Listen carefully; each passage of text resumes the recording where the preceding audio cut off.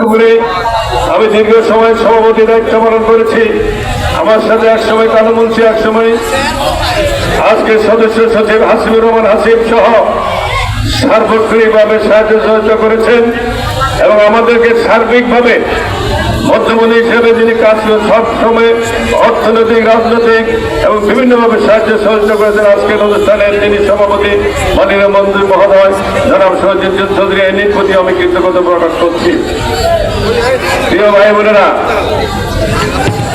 আজ আমরা জুলাই যোদ্ধাদের স্মরণে এখানে সমাবেশ করছি। যদি সমাবেশে আমাকে স্মরণ করতে হয় তাহলে আমার নেত্রী বেগম খালেদা জিয়া এবং আমাদের অনেক তারা এই লক্ষ্মীপুরে আমাদের সাথে গুলি খেয়ে রক্তে রঞ্জিত হয়েছে। লক্ষ্মীপুরের রাজপথ শত শত গুলিবিদ্ধ নেতা কর্মীদের নিয়ে আমি এবং নেতৃত্ব সহ আমরা কি করব, কোথায় ভর্তি করব, কোথায় নেব, কোনো অবস্থা ছিল না। সেদিন সারা লক্ষ্মীপুরের প্রত্যন্ত অঞ্চল থেকে 70-80,000 লোকের লক্ষ্মীপুরে যে সমাবেশ করা পর ব্যাপকভাবে আমাদের সম্মুখে আমি ব্যাপকভাবে আমাদের মাত্র 1000 ব্যবধান আমাদের নেতা কর্মীদের উপর গুলিবর্ষণ, অনর্গল গুলিবর্ষণ করা হচ্ছে। আমরা কিছুই করতে পারিনি। সেদিন অনেকের আমাদের 6 জন নেতা কর্মী সেদিন প্রাণ হারিয়েছেন, একজন সাদা পালন করেছেন। শত শত নেতা কর্মী ঢাকা, চট্টগ্রাম, কুমিল্লা, মাইজি বিভিন্ন জায়গায় আমরা তাদেরকে চিকিৎসা ব্যবস্থা গ্রহণ করেছি। কিন্তু এই লক্ষ্মীপুরবাসীর কাছে আমি সকলে কৃতজ্ঞ। শত বাধা বিপত্তি গুলি, হয়রানি, মামলা, মকদ্দমার পরও কিন্তু আমাদেরকে আমাদের অভিষ্ট লক্ষ্য থেকে কখনো বিচ্ছিন্ন করাতে পারে নাই।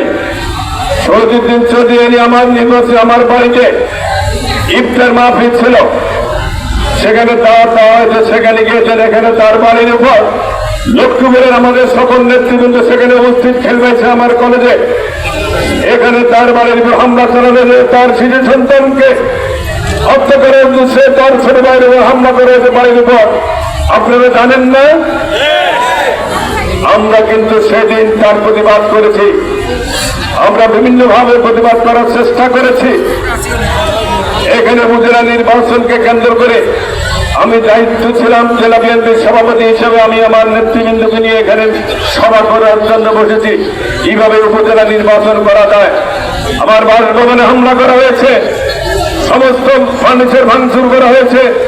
আমার তৎকালীন জেলা বিএনপির জেলা ছাত্র দলের সাংগঠনিক সম্পাদক, আমার নির্বাচন এলাকার সভাপতি, সাধারণ সম্পাদক, যুবদল, ছাত্র দলের অসংখ্য নেতা কর্মীর উপর নির্মমভাবে নির্যাতন করা হয়েছে, গ্রেফতার করা হয়েছে, জেলে পাঠানো হয়েছে।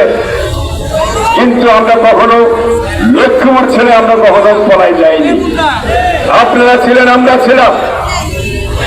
আমরা বিভিন্ন সময় বিভিন্ন অবস্থান গ্রহণ করে আমরা আমাদের কর্মসূচি বাস্তবায়ন করেছি। কোথাও না পারলে শহীদুদ্দিন চৌধুরীর বাসায়, সাবুদ্দিন সবর বাসায়, যেখানে যতটুকু স্পেস পেয়েছি আমরা কাজে লাগানোর জন্য চেষ্টা করেছি। এদেশের জনগণ আমাদের সাথে ছিল বিপদে আমাদের। আমরা যখন ঢাকা, চট্টগ্রাম, ফেনী, মাইজি যেখানে কাজ কর্মসূচি দেওয়া হয়েছে, আপনারা অনেক কষ্ট করে খেয়ে না খেয়ে জীবনের ঝুঁকি নিয়ে সেদিন আমাদের সাথে সেই সমাবেশে উপস্থিত হয়েছেন। পথে যারা উপস্থিত হয়েছে, অনেক নেতা কর্মীকে আমরা হারিয়েছি, অনেককে আমরা পাইনি। আজ তারা আমাদের মাঝে নেই, শাহাদাত বরণ করছে অথবা গুম হয়েছে, সংঘর্ষ জীবন যাপন করছে। অনেকের চক্ষু আজকে চোখ নাই, তারা অন্ধত্ব জীবন যাপন করছে। অনেকে শত শত রাউন্ডগুলি স্ক্রিন নিয়ে এখনো মানবেতর জীবন যাপন করছে। রাতের বেলায় যন্ত্রণায় অনেকের ঘুম হচ্ছে না। আমার নেত্রী বেগম খালেদা জিয়া, নিরপরাধ বাংলাদেশের সবচেয়ে জনপ্রিয় নেত্রী বেগম খালেদা জিয়াকে নির্মমভাবে তার বাসভবন থেকে এক কাপড়ে বের করে দেওয়া হয়েছে, মিথ্যা মামলা দিয়ে কারাগারে নেওয়া হয়েছে। হত্যার উদ্দেশ্যে সেদিন ওনাকে স্লো পয়জনিং করা হয়েছে। ওনার শরীরের অত্যন্ত সংবেদনশীল অঙ্গ সংগঠন আস্তে আস্তে নিস্তেজ হয়ে গিয়েছে। কিন্তু উনি কখনো দেশের জনগণের সাথে মোনাফিকি করেন না, বিশ্বাসঘাতকতা করেন না। জনগণকে ফেলে নিজের জীবন রক্ষার জন্য বিদেশে আশ্রয় নেন নাই। এখানে চিকিৎসা করেছেন, এখানে চেষ্টা করেছেন, জনগণের সাথে থেকেছেন। যখন সময় হয়েছে যার যার সাথে কথা বলার, যার যার সাথে যোগাযোগ করে আন্দোলন সংগ্রামে সলা পরামর্শ দিয়েছেন। আর আমাদের নেতা আজকে আমাদের যিনি প্রধানমন্ত্রী তারেক রহমান শুধু চিকিৎসা করেন নাই লন্ডনে, তারেক রহমান আরো গন্ধে বাংলাদেশের জনগণের সাথে প্রত্যন্ত অঞ্চল তৃণমূল নেতা কর্মীদের সাথে সেদিন যোগাযোগ রক্ষা করেছেন। কখন দলকে কিভাবে সুসংগঠিত হবে, কখন কি কর্মসূচি বাস্তবায়ন করতে হবে, কখন কাকে দিয়ে কি কর্মসূচি বাস্তবায়ন করা হবে, সব কিছু পুঙ্খানুপুঙ্খানুরূপে সেদিন তিনি এদেশের জনগণের তৃণমূল পর্যায়ে, ডিস্ট্রিক্ট পর্যায়ে, কেন্দ্র পর্যায়ে সকলের সাথে যোগাযোগ রক্ষা করেছেন। 18-20 ঘন্টা উনি সেখানে বসে পরিশ্রম করেছেন। বাংলাদেশকে কিভাবে ফ্যাসিস্ট মুক্ত করা যায়, পরিশ্রম করেছেন বাংলাদেশকে কিভাবে গণতন্ত্র ফিরিয়ে আনা যায়, কষ্ট করেছেন, সিদ্ধান্ত নিয়েছেন দেশে এসে কি কি কাজ করবেন তার একটা কর্মসূচি তিনি প্রণয়ন করেছেন।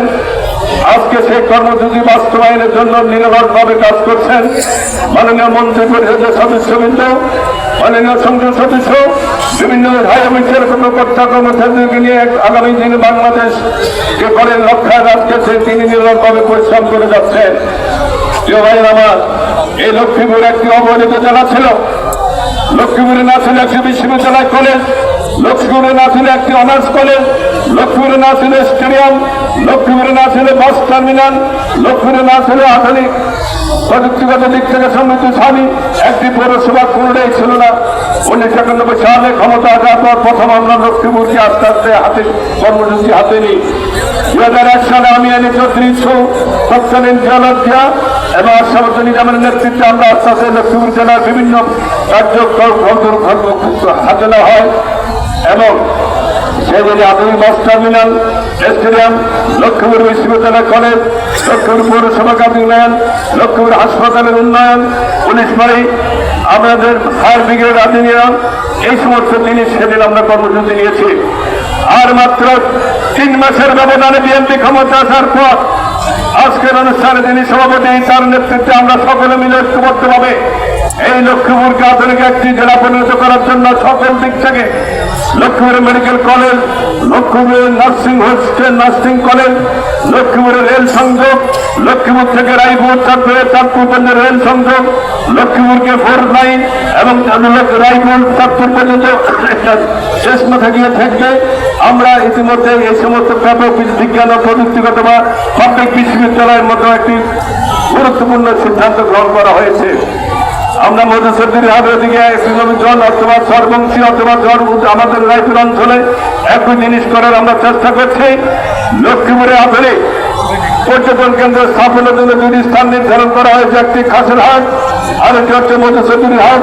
আমি ডিওলেটা দিয়েছি, ইনশাল্লাহ আমরা সম্মিলিতভাবে কাজ করে আমরা সেটা বাস্তবায়ন করতে সক্ষম হব আপনাদের সকলের আশীর্বাদ, সকলের দোয়ার মাধ্যমে।